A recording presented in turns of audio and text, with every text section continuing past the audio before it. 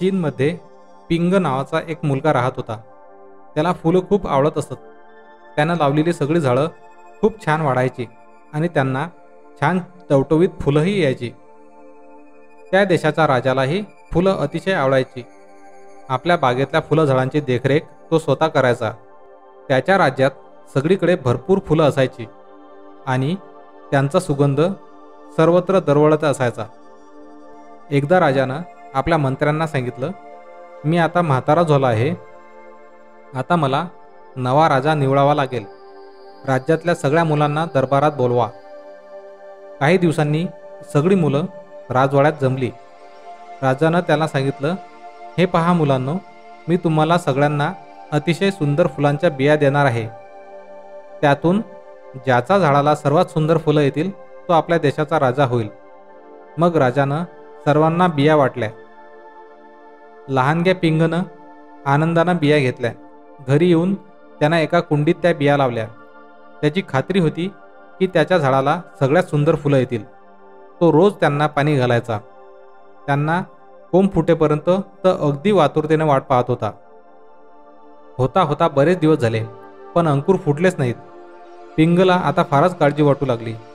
कुंडीतली माती बदलून त्यानं सगळ्या बिया एका मोठ्या कुंडीत लावल्या, पण तरीही अंकुर आला नाही. जवळजवळ 1 वर्ष होत गेलं. राजमहालात परत जाण्याचा दिवसही आला. सगळी मुलं नवे कपडे घालून तयार झाली. रंगीबेरंगी फुलांच्या कुंड्या घेऊन अगदी सगळे दरबारात जायला निघाले. पण पिंग फारच उदास होता. फक्त माझ्याच कुंडीत झाड का आलं नाही? माझी रिकामी कुंडी पाहून सगळे मुलं मला चिडवतील या विचाराने त्यांना राजमहालात जावंसच वाटेना. पिंगच्या वडिलांनी त्याला धीर देत म्हटलं, नेहमी तुझी झाडं सगळ्यात चांगली येत असतात. यावेळेस देखील तू काळजीपूर्वक सर्व प्रयत्न केले होतेस, तेच पुरेसं आहे. जा राजमहालात जाऊन राजाला भेट घेऊन ये. मुलांनी आणलेले एकूण एक फुलझाड राजांना लक्ष देऊन पाहिलं. मग तो पिंगकडे आला आणि विचारलं, तू रिकामी कुंडी घेऊन का आलास रे? पिंग रडू लागला. तो म्हणाला, तुम्ही दिलेलं बी मी लावलं होतं, रोज पाणीसुद्धा घातलेलं होतं, पण त्याला अंकुर आलाच नाही. मी माती पण बदलली तरीही झाड आलं नाही. राजा हसू लागला. मुलांकडे पाहून म्हणाला, हाच या देशाचा राजा होण्यासाठी योग्य आहे. सर्वांनाच आश्चर्य वाटलं. राजानं सांगितलं, तुम्ही सर्वांनी बी कुठून आणलं ते मला माहीत नाही. मी ज्या बिया दिल्या होत्या त्या सर्व प्लास्टिकच्या होत्या. त्यामधून झाडं येणं शक्यच नव्हतं.